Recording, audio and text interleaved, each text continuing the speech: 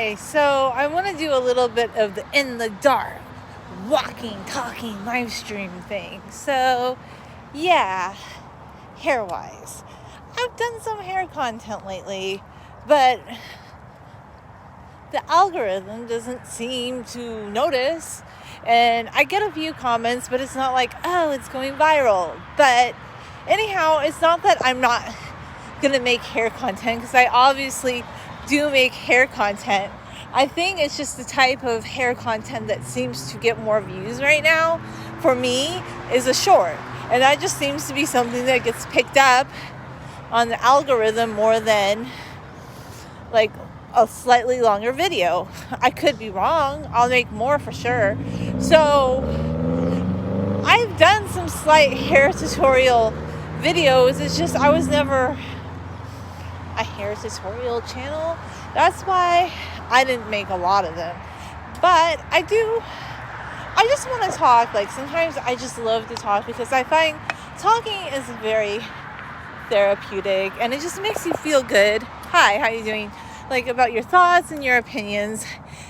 And I've just been getting a lot of clarity in my thought process about how I've always been myself, but I just want to be 120% myself, like, free, where all of my ideas, because I know I have a lot of good ideas, are supported 120%, where I talk to people who are like, wow, that's a great idea for a video, Julia, that's a great idea for a format, and I'm just vibing it.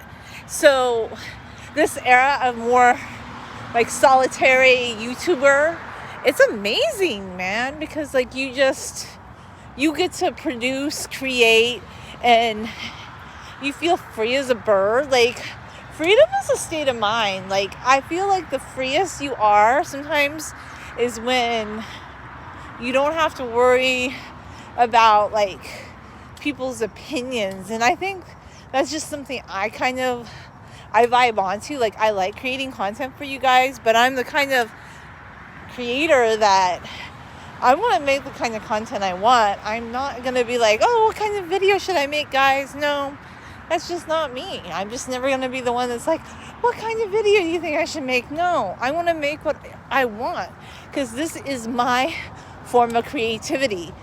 Like, my contribution is just therapeutic talking. Also, like, the way I treat YouTube is like a conversation with a friend where you can be yourself. You can have any thoughts you want, and I'm not going to, as long as they're polite, but if you had like a thought or an idea, I'm not going to say, oh no, that's not a good idea. No, go wild, go off.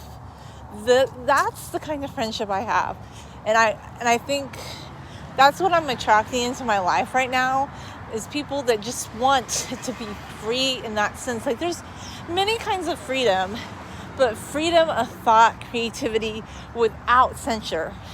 I love it. It's amazing, you know? Yeah, I know, but I'm just talking about how a lot of people, like, they do polls and they're like, oh, do you want to see this? Do you want to see that? And I don't really do that. So let me talk about hair a little bit. I probably should have done this live on the other channel where it's not hair related, but on the hair front.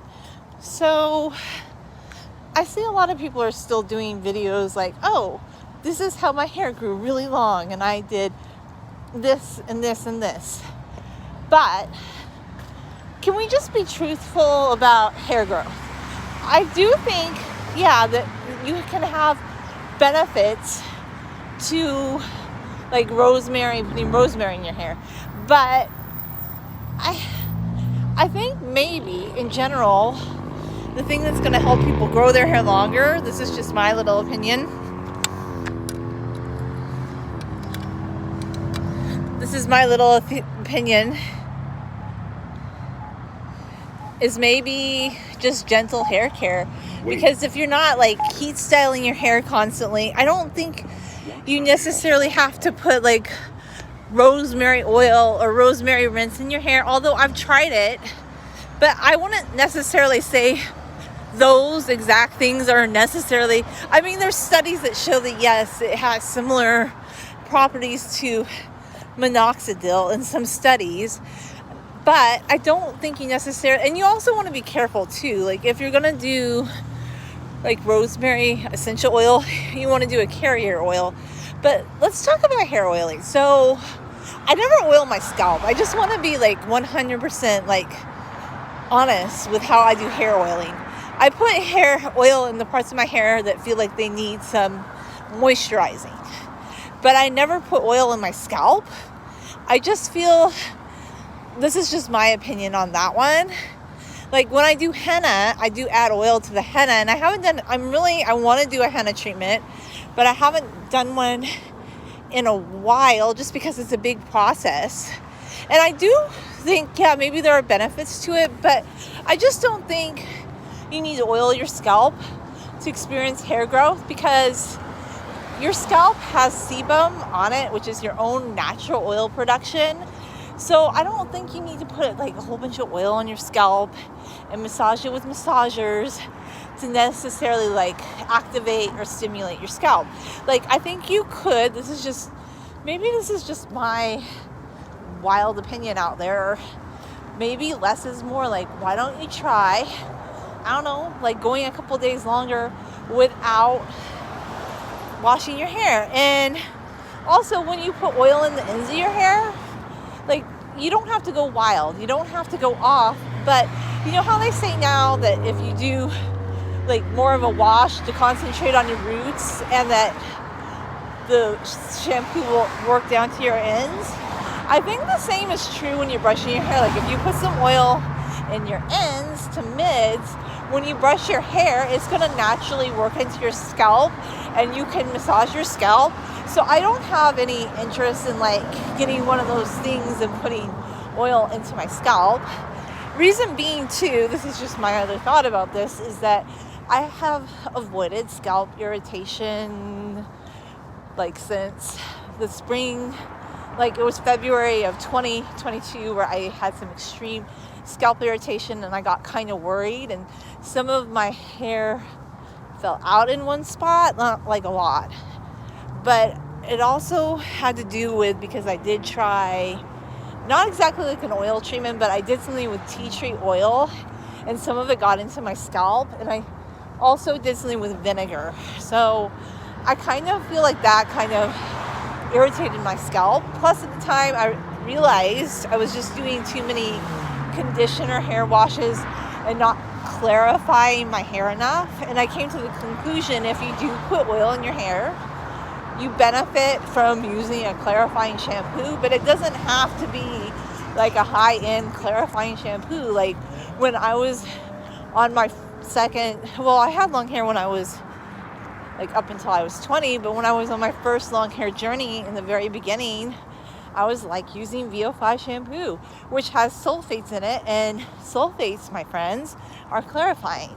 And sulfates are not bad because they strip more of the oil from your scalp, and I think you do want to do that periodically, and from your ends and your mids.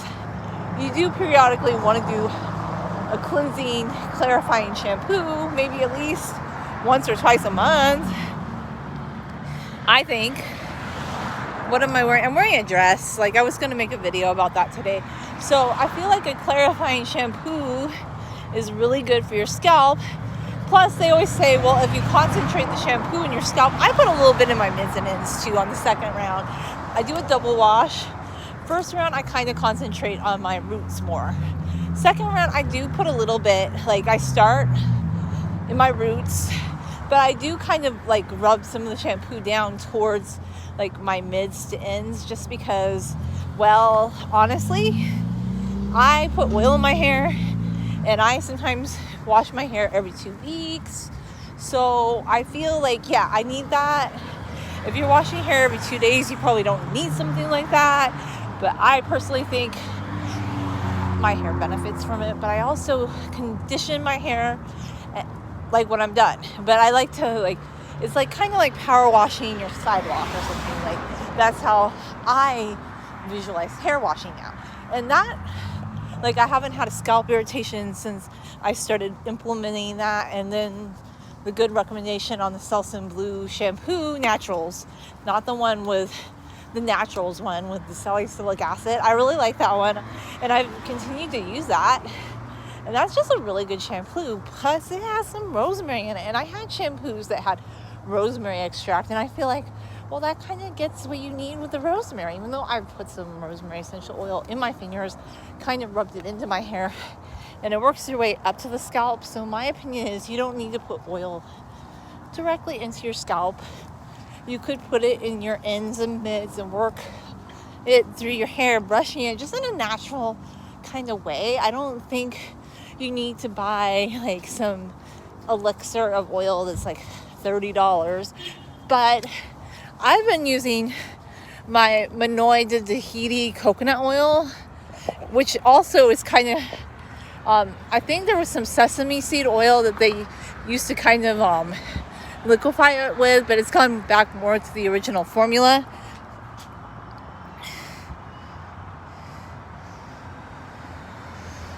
Okay, some people stopped doing hair content. Well, I mean, some people just stop. Some people decide that they don't want to do hair content anymore. I mean, they have various reasons. Some people start out doing one thing, and then, I don't know, they kind of get typecast, and I think people like that. That's why they're always like saying pick a niche. I think people want people to kind of be typecast in a way. That's kind of the impression I get. I don't know. Anyway, I might do a video later. Maybe we'll see. I need to go home, and I need to vacuum, and I need to clean, and I need to cook, because there's one day before Thanksgiving. Although we're not doing like a big dinner or anything. I'm just going to cook normally, because I already kind of did a Thanksgiving dinner with some of my family. But anyway, I'm not really big on Thanksgiving food, and I think I don't understand what green bean casserole is about. I just love green beans in their purest form without the casserole part. You know what's better is a stir fry for Thanksgiving. Something, but I like stuffing. I don't know. I don't do traditional Thanksgiving. Anyway, thanks for watching.